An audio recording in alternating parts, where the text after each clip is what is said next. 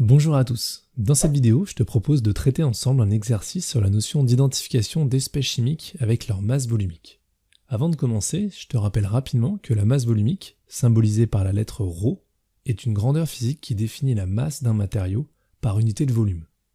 Elle se calcule en utilisant cette relation. ρ égale m sur v. ρ étant la masse volumique, petit m la masse, et v majuscule le volume. Dans les unités du système international, la masse est exprimée en kilogrammes, le volume en mètres cubes, donc la masse volumique sera exprimée en kilogrammes par mètre cube. Plus que de retenir par cœur ces unités, il est important de comprendre que pour retrouver l'unité de la masse volumique, il suffit simplement de regarder les unités dans lesquelles sont exprimées la masse et le volume. Voyons ça tout de suite à travers un exercice d'application. On dispose de 3 échantillons de liquide incolore dont les étiquettes ont été perdues. On réalise les mesures suivantes. Dans ce tableau, on retrouve des mesures de masse et de volume pour chaque liquide, ce qui va nous permettre de calculer leur masse volumique, en utilisant la formule que je viens de te présenter. Et on comparera les résultats obtenus aux 3 masses volumiques données pour les identifier. On remarque ici que les masses volumiques nous sont données en grammes par millilitre. Donc lors des calculs, pour obtenir un résultat dans ces unités, il faudra bien exprimer la masse en grammes et le volume en millilitres.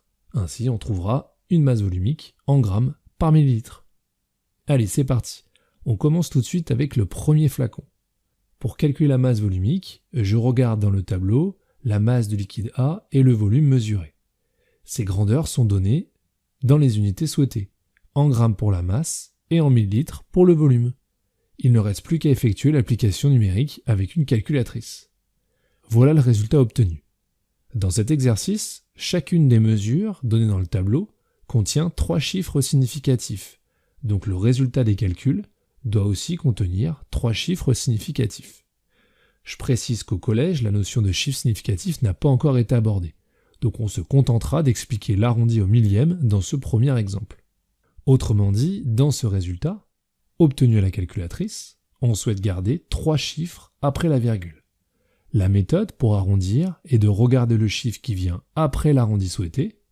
Ici c'est un 6, c'est un chiffre égal ou supérieur à 5, donc la règle nous dit qu'il faut ajouter une unité au rang de l'arrondi. On trouve alors que la masse volumique du liquide contenu dans le flacon A est d'environ 0,785 g par millilitre. On peut maintenant passer au deuxième flacon, en utilisant la même méthode. Je retrouve les valeurs de la masse et du volume du liquide B dans le tableau, puis j'effectue l'application numérique avec la calculatrice. On trouve que la masse volumique du liquide contenu dans le deuxième flacon est de 1,84 g par millilitre. Je termine avec le troisième flacon, le flacon C, toujours de la même manière. Dans le tableau, on retrouve une masse mesurée de 250 g pour un volume de 250 ml.